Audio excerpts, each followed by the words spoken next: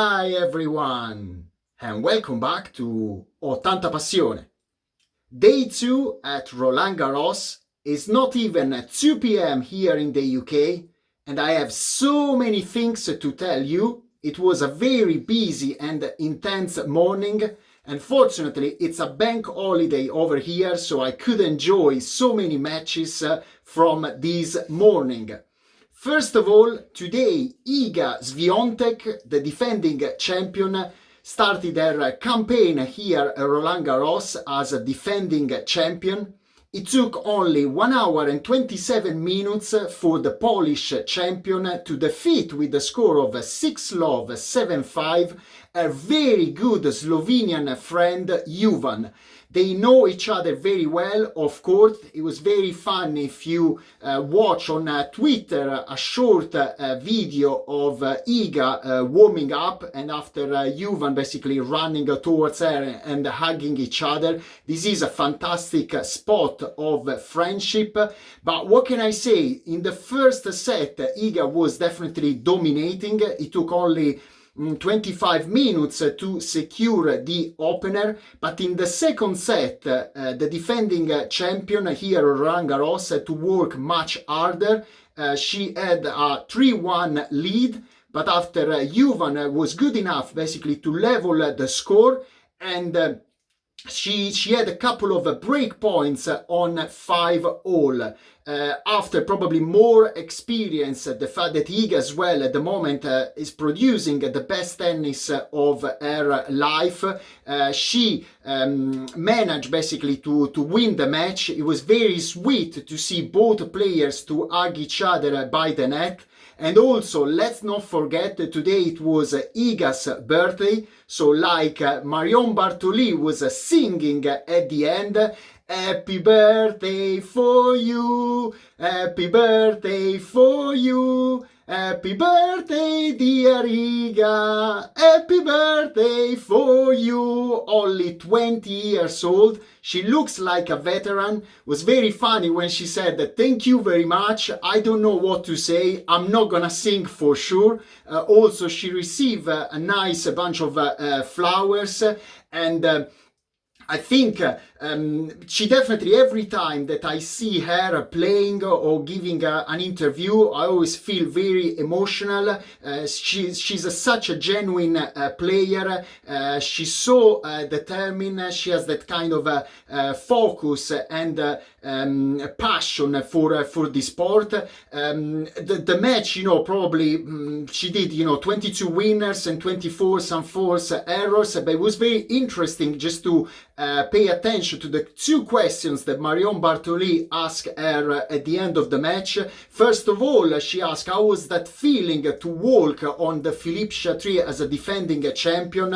At the beginning, Iga just said it was quite normal. You never know what to expect. By the way, I never defended any kind of tournament, not even something inferior than an ATP tournament, so imagine a Grand Slam. And also when she was asked, you played a solid match, how did you put aside your friendship with Juvan?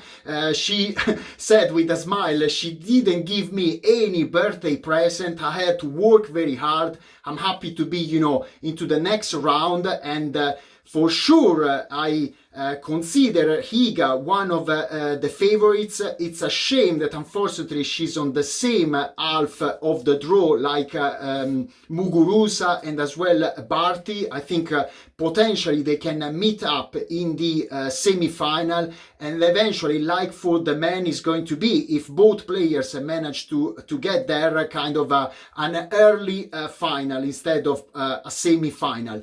But at the same time, another very young teenager today played, Yannick Sinner, the Italian coming up talent. He won in 3 hours and 32 minutes.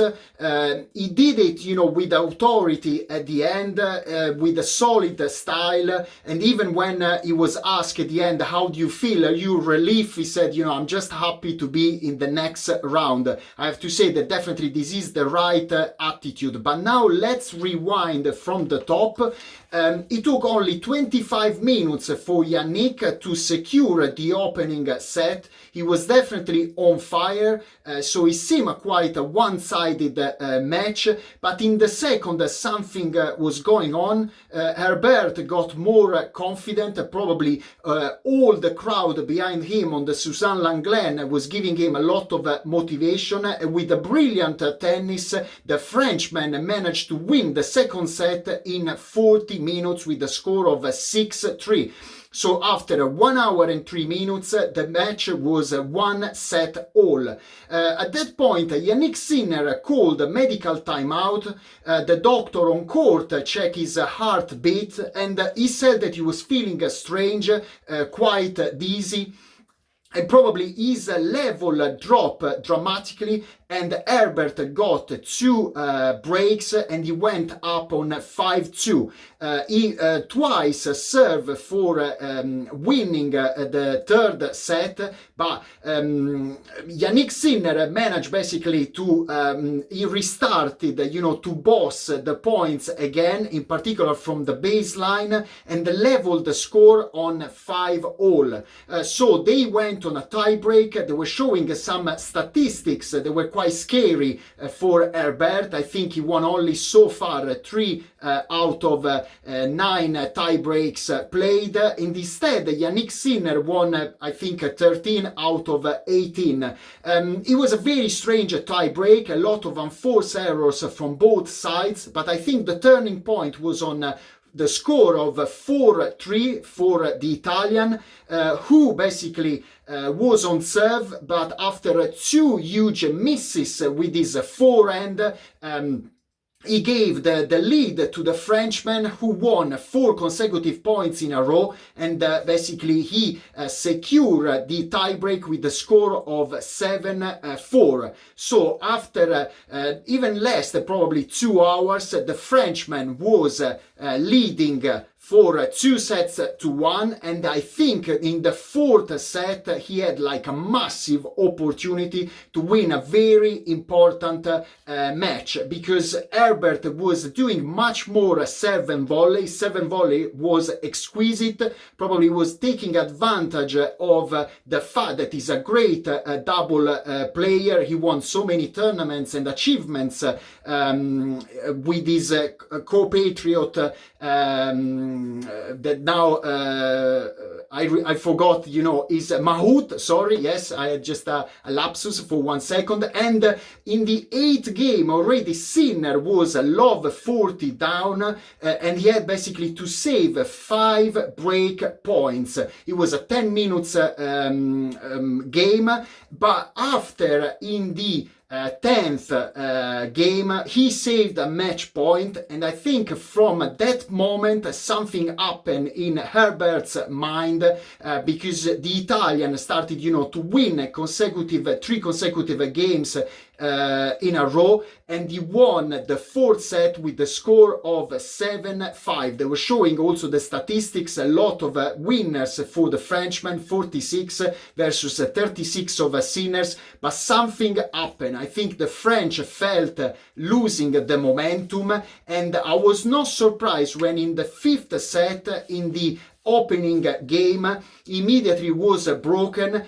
Bad choices, in particular by the net. He missed a couple of easy volleys, and so the Italian was again getting quite confident. He was dominating, in particular from the baseline, and Herbert was much more struggling on serve. The score was on level, and on the score of 5-3 in the 9th game, basically Herbert managed to save a match point. He was a 40-15 up, and I think, probably didn't deserve to lose in that way, just dropping another game. But in the 10th, Sinner kept cool, and he basically brought home this win that represents for him his first ever 5th set win.